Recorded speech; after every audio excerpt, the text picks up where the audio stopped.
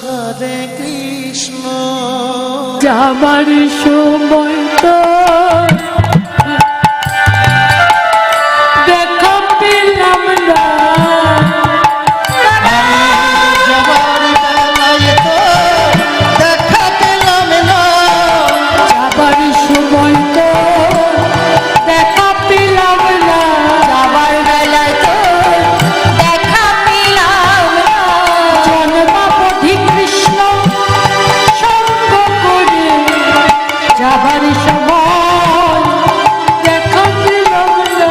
জন্মাবধি কৃষ্ণ সঙ্গ করে না জানি কোন রাধের ফলে জন্মাবধি কৃষ্ণ সঙ্গ করে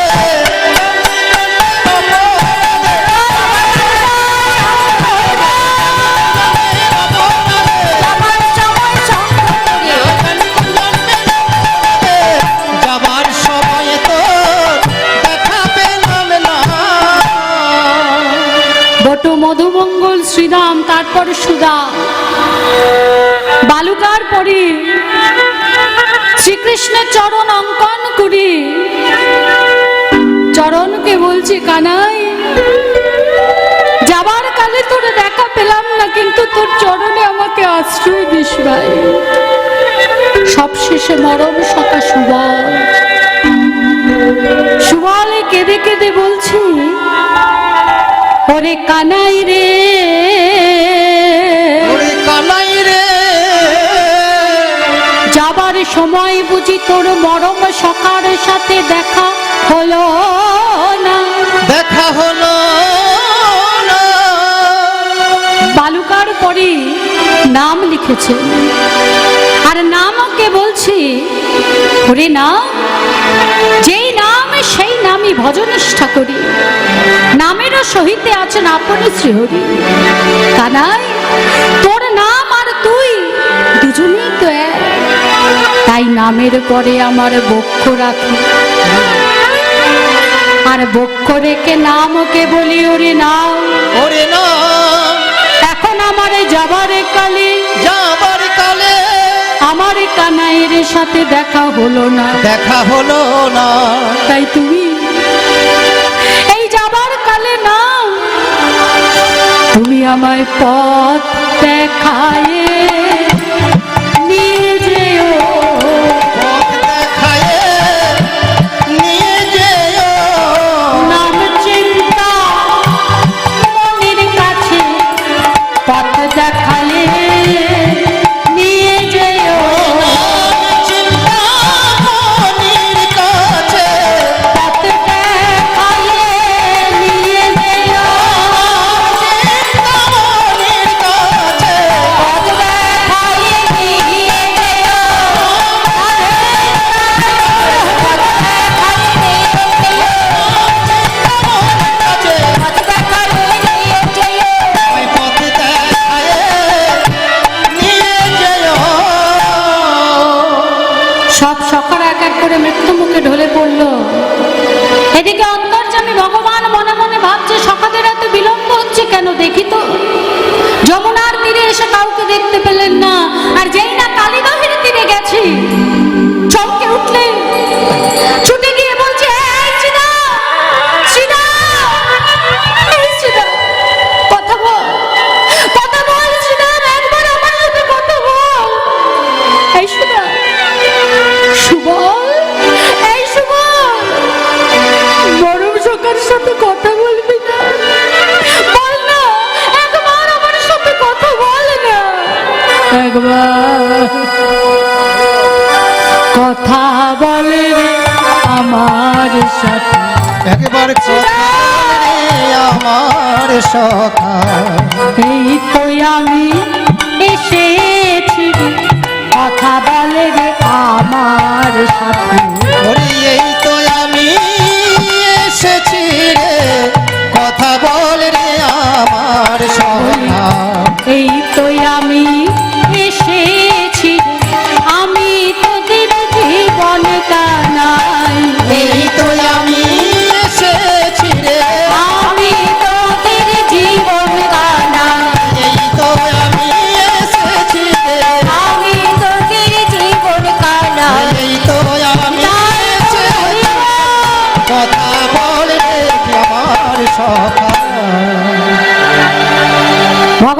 কৃষ্ণের মৃত সঞ্জীবনী করে স্পর্শে সখারা এক এক করে প্রাণ ফিরে পেল, গাভী বৎস প্রাণ ফিরে পেল। প্রাণ ফিরে পেয়ে হাম্বা হাম্বা রবে ছুটে এসে চোখের জলে মুখের নালে আমার গোবিন্দকে স্নান করিয়ে দিল। তারাও তো বদনে হা কৃষ্ণ বলতে চায় মা, কিন্তু তারা হা কৃষ্ণ বলতে পারে না, কারণ তাদের জড় জিহ্বা। কৃষ্ণ বলতে চায় কিন্তু পারে না, তাই চোখের জলে মুখের নালে আমার যশোদা নন্দনকে স্নান করিয়ে মনের ভাব বুঝিয়ে দিলেন। সখাদের কাছে সমস্ত কথা শুনে আজ আমার গোবিন্দ মনে মনে ভাবছি, আজ আমি কালীয় নাগকে উদ্ধার করে বৃন্দাবনকে বিষমুক্ত করব। দমন, দমন শব্দের অর্থ হত্যা, কিন্তু ভগবান কখনো কাউকে হত্যা করতে পারেন না। তাই এখানে দমন শব্দের অর্থ হচ্ছে উদ্ধার। ভগবান আমার কালীয় নাগকে উদ্ধার করবেন বলে কি করলেন না, কদম্ব বৃক্ষের উপরে উঠলেন। দেখি যদু নন্দন দুষ্ট সর্প বিনাশন, দেখি যদু নন্দন দুষ্ট সর্প বিনাশন, দেখি যদু নন্দন দুষ্ট সর্প বিনাশন, দেখি যদু নন্দন দুর্গশক্তি দমন, ঝাঁপ দিল কালী দহের জলে ও ঝাঁপি দিল কালী দহ জলে গো, ঝাঁপায়ে যে পড়িল ঝাঁপায়ে যে পড়িল, কালী নাগ দমন করবে বলে ঝাঁপায়ে যে পড়িল, কালী নাগ দমন করবে বলে সর্পহারি মধুসূদন, কালী নাগ করবে বলে পোহারি মধুসূদন। কালী দমন করবে বলে। আমার গৌর গোবিন্দ যেন তাদের মনে বাসনা পূর্ণ করেন। যারা এইভাবে আপনাদের সেবা করছে, সাউন্ড দিয়েছে, সাউন্ডে তো এখানে আছেই দাদা ভাইরা, এবং আজকে আমার সঙ্গে এসেছে তপন। সাউন্ড কি? তপন এসছে আমার সঙ্গে, আমার সাউন্ডে আজকে ও আমাকে সাউন্ড দিচ্ছেন, এবং সেই সঙ্গে এখানকার দাদা ভাইরাও আছে, মিলেমিশে একাকার হয়ে গেছে। সবাইকে, কমিটি প্রত্যেকটি সদস্যকে যে যেভাবে সেবা করছে প্রাণ ভরে আশীর্বাদ করুন। আমার রাধা গোবিন্দ নিতাই গৌরের কৃপা তাদের প্রতি বর্ষিত হোক, আর আরো শ্রীবৃদ্ধি হোক। এই হরিনাম সংকীর্তন অনুষ্ঠানের আপনাদের আশীর্বাদ আরো ঝরে পড়ুক। হরি বল। আজকে যে কদম বৃক্ষটি থেকে ঝাঁপ দিলেন, এই কালীদহ তীব্র বিষে ভরা, এই কালীদহের কয়েক শতকের মধ্যে যদি বৃক্ষ তরুলতাদি জন্ম নেয়, এই বিষের তেজে তারা মারা যায়। কোনো পশু পাখি প্রাণী এলে তারাও মারা যায় ওই বিষের তেজে। তা বিষের তেজে এত কিছু মারা যাচ্ছে, কেউ জীবিত থাকছে না, কিন্তু এই কদম্ব বৃক্ষ জীবিত থাকলো কি করে? ছোট করে বলি, ভাগবতীয় কথা। মহামুনি কশ্যপের 13 জন পত্নী ছিলেন। মহামুনি কশ্যপের 13 জন পত্নী, তার মধ্যে 2 জন হলেন কদ্রু আর বিনতা। দক্ষ রাজার 13টি কন্যাকে বিয়ে করেছিলেন মহামুনি কশ্যপ। দক্ষ রাজার 27টি কন্যাকে বিয়ে করেছিলেন চন্দ্রদেবতা, এবং পার্বতীকে বিয়ে করেছিলেন মহাদেব। এই 13 জন পত্নীর মধ্যে একজন হচ্ছেন কদ্রু আর বিনতা। দুজনেরই কোনো সন্তানাদি নেই। কশ্যপ ঋষির আশীর্বাদে কদ্রু 1000 ডিম্ব প্রসব করে, তার থেকে 1000 সাপের জন্ম হয়, কিন্তু বিনতার সন্তান হয় না। আর কদ্রু সবসময় এই বিনতার সঙ্গে নানা কিছু বাদ বিবাদ নিয়ে ঝগড়া অশান্তি করতে থাকে, নানা কিছু ভাবে ঝগড়া অশান্তি করে। তা একদিন বলছে যে দিদি বলো তো, ইন্দ্রের ঘোড়া লেজের রং কি? বিনতা বলছে সাদা। ইন্দ্রের ঘোড়াও সাদা, লেজের রঙও সাদা। কদ্রু বলছে না, কালো। তর্ক লেগে গেছে। কদ্রু বলছে, বেশ, যদি লেজের রং সাদা হয় আমি তোমার দাসী হব, আর যদি লেজের রং কালো হয় তাহলে তুমি আমার দাসী হবে। কাল সকালে নন্দন কাননে গিয়ে আমরা দেখব। সকালে নন্দন কাননে যাবার আগে কদ্রু তার 1000 সাপকে কাছে ডেকে বলে, কালো মিশমিশে দেহ দিয়ে ঘোড়ার লেজটিকে কালো ঢেকে দিতে, যাতে সাদা অংশ দেখা না যায়। কদ্রুর পুত্ররা তাই করে। সকালে যখন যায় তখন দেখে ইন্দ্রের লেজের রং কালো। যখনই দেখে কালো তখন চিৎকার করে বলে, দিদি, ইন্দ্রের লেজের রং কালো, শর্ত অনুযায়ী আজ থেকে তুমি আমার দাসী হলে। বিনোদা বলে, দাসীবৃত্তি থেকে মুক্তি পাবো কি করে? কখনো যদি তোমার কোনো সন্তান হয়, সে যদি স্বর্গ থেকে অমৃত এনে দিতে পারে, তবেই দাসীবৃত্তি থেকে তুমি মুক্তি পাবে। এইভাবে 500 বছর চলে যায়। রাত্রিবেলা বিনোদা নারায়ণের তপস্যা করেন। 500 বছর পর নারায়ণ সন্তুষ্ট হয়ে বর দেন এবং বিনোদা 2টি ডিম্ব প্রসব করে। এরপর আরো 500 বছর কেটে যায়, ডিম্বও ফাটে না, আর কোনো সন্তানের জন্মও হয় না। একদিন ক্রোধ ভরে একটি ডিম্ব নিয়ে বিনোদা যখনই আছাড় মারে, তার থেকে এক অপূর্ণাঙ্গ পক্ষী ছানা বেরোয়। শীতেতে সে কাঁপতে থাকে। কশ্যপ মুনি সেখানে আসেন এবং সেই পক্ষী ছানাকে নিয়ে গিয়ে সূর্যের রথের সারথি করে দেন। সূর্যের তেপে তার শীতকম্প দূর হয়, নাম দেন অরুণ। আর এই পক্ষী ছানা বলে, মা, দ্বিতীয় ডিম্ব যেন ফাটিও না। ওই ডিম্ব থেকে মহাবীর, মহাপরাক্রমী, মহাশক্তিশালী যে সন্তান জন্ম নেবে, সেই তোমায় দাসী বৃত্তি থেকে মুক্তি দেবে। এরপর 500 বছর বাদে দ্বিতীয় ডিম ফাটে এবং গরুরের জন্ম হয়। গরুর স্বর্গে গিয়ে ইন্দ্রের সঙ্গে যুদ্ধ করে ভগবানের কৃপায় অমৃত নিয়ে আসে এবং অমৃত বলে, এবং ভগবান বলেন, যেহেতু তুমি তোমার মাকে বাঁচাবার জন্য অমৃত নিয়ে যাচ্ছ, তাই নিয়ে যাও, তবে তোমার বৈমাত্রেয় মা এবং ভাইদের দেবার আগে নদীর পাড়ে কুশের উপরে এই অমৃত রাখবে, স্নান করে ধরতে বলবে। সেই সময় অমৃত নিয়ে আসার সময় এই কদম্ব বৃক্ষে গরুর কিছুক্ষণ আশ্রয় নেয়।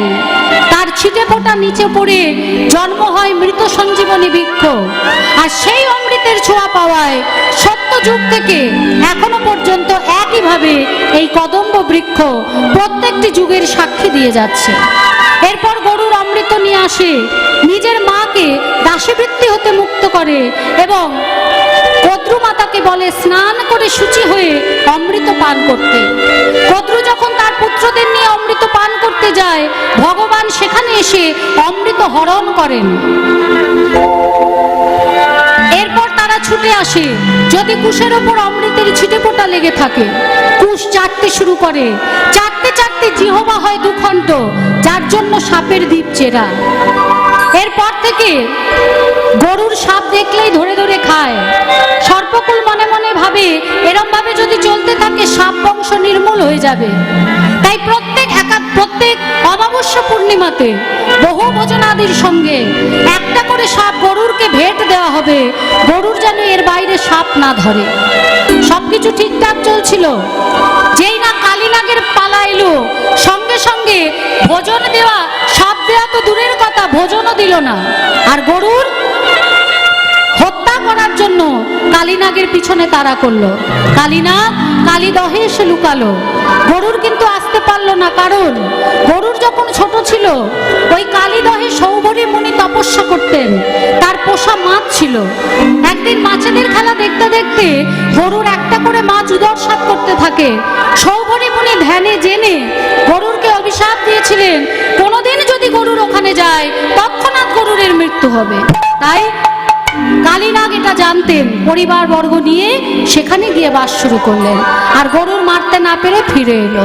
তাই কালীদহটি কেমন ছিল? কালিন্দীর বিষয়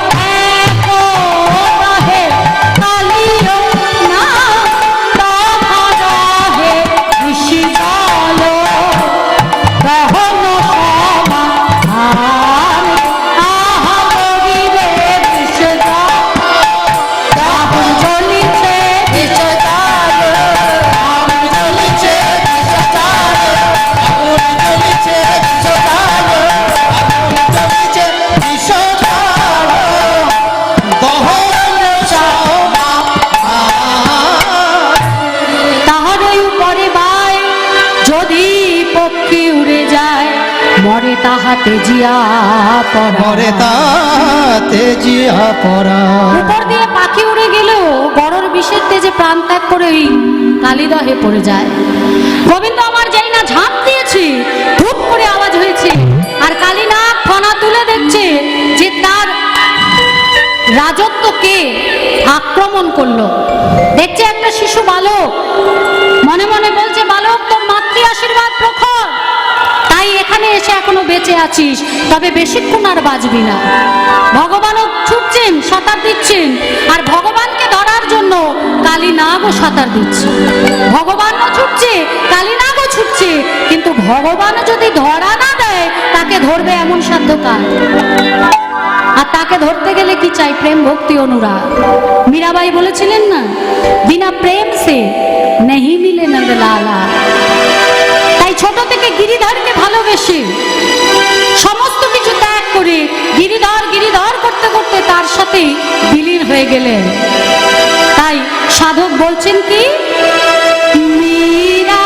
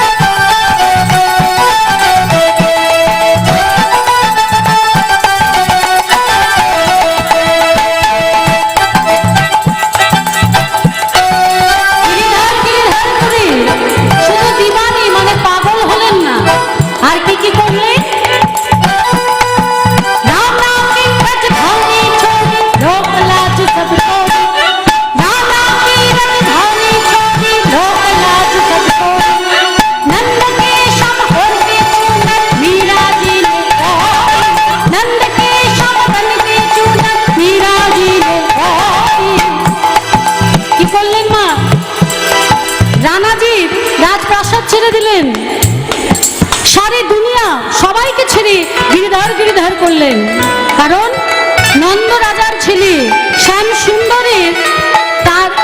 সুন্দরের চরণে তার সর্বস্ব সমর্পণ করে তার লজ্জা তার কাছে দিয়ে দিয়েছিলেন।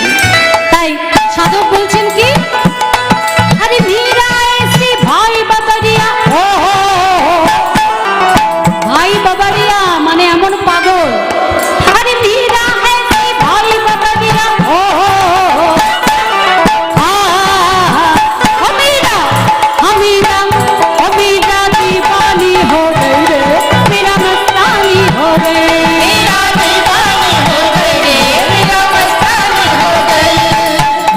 हो गई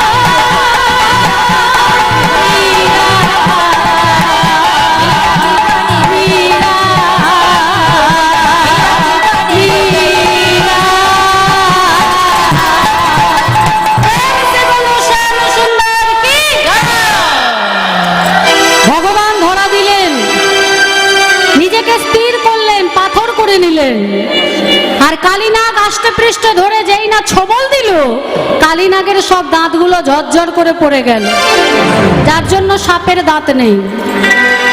ভগবানকে আষ্টে পৃষ্ঠে ধরে ছবল দিল। এবার ভগবান বাম হাতে লেজটিকে ধরে শূন্য পথে বনবন করে ঘুরিয়ে কালীনাগের মেরুদণ্ডগুলো টুকরো টুকরো করে ছাড়তেই ভিতরে গিয়ে কালীনাগ নিজের গহ্বরে লুকিয়ে পড়েছে।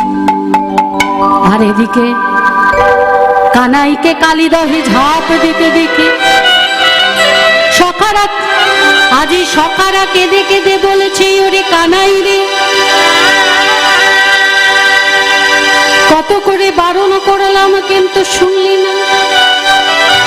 শ্রীরাম বলছে, মা আসার সময় বলেছিল যে বলাই দাদা তো আজকে আসতে পারছে না, তাই শ্রীরাম তুই দেখিস। এখন বল শ্রীরাম, কানাই এখন তুই বলে দে, কি বলিয়া যাব ঘরে,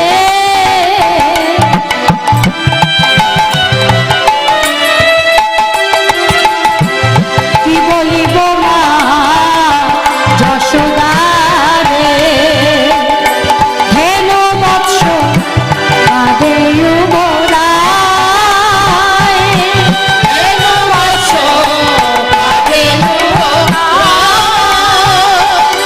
শুনিতে সববাণী পাষাণ হইল পানি, মাধবয় বনি পরি যায়, মাধবয় বনি পরি যায়। এদিকে দেবতারা তিনটি শব্দ, তিনটি সংকেত পাঠালেন বৃন্দাবনে। উল্কাপাত, ভূমিকম্প, সকলের শরীরে অশুভ অঙ্গ কম্পন। তাই মা যশোমতী পিতা নন্দ রোহিণী দেবী গোপ গোপীদের বলছে, আজকে আজকে বলাই সঙ্গে যায়নি, আমার মনে হচ্ছে যে আজকে বৃন্দাবনে ওই গোঠেতে নিশ্চয়ই কোনো অঘটন ঘটেছে, না হলে আমার শরীরে এভাবে অঙ্গ কম্পন কেন হবে? জানো রোহিণী দিদি, আমি নিশি ভোরে স্বপ্ন দেখেছি, আমার কানাইকে ভুজঙ্গে দর্শন করেছি, আর ভোরের স্বপ্ন কখনো মিথ্যা হয় না। দিবসে আধার, দিবসে আধার গোকুল নগর,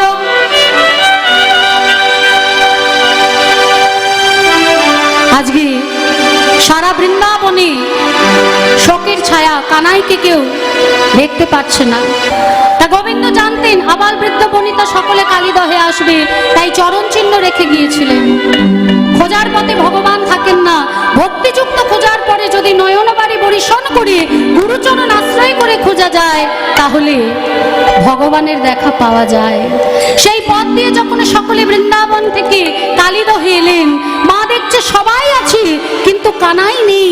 চিৎকার করে উঠলেন, কানাই, কানাই, শ্রীরাম তোরা সবাই আছিস, আমার কানাই কই? শ্রীরাম বলছে, মাগো কত করে বারণ করলাম যাস না, কারোর কথা শুনলো না মা, কানাই ওই কালীদহে ঝাঁপ দিয়েছে। আর এদিকে এদিকে ভগবান আমার কালীদহের সমস্ত ফেনা ফনা এক এক করে নৃত্যের তালে ভঙ্গ করে দিচ্ছে। আজকে নৃত্যের তালে তালে সেই ফনা ভঙ্গ করে দিচ্ছে। ছোট করে দেখাবো, পরবর্তী দল এসে গেছে। আজি নাচিছে আমার নাটুয়া গো, নাচিছে আমার নাটুয়া গোপাল, নাচিছে আমার নাটুয়া গোপাল, নাগের শিরে রাখিবে গোপাল, নাচিছে আমার নাটুয়া গোপাল, নাগের শিরে রাখিবে গোপাল, হইয়াই করি নিত্য নাগের শিরে রাখিবে গোপাল।